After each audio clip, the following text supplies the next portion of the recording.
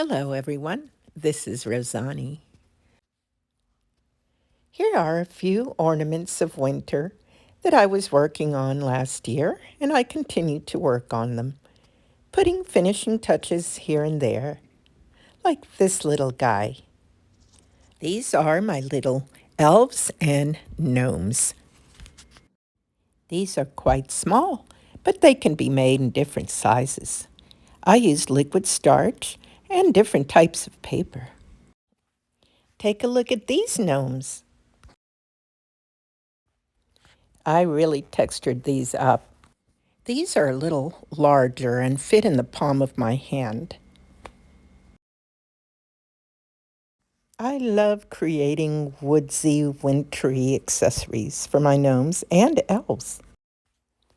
I'll continue to show you some examples like these. These were made on spoons and a pencil.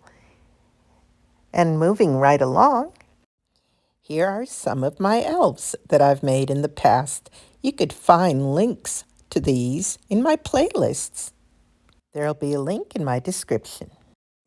I have so many examples to show you, from years gone by and from the present.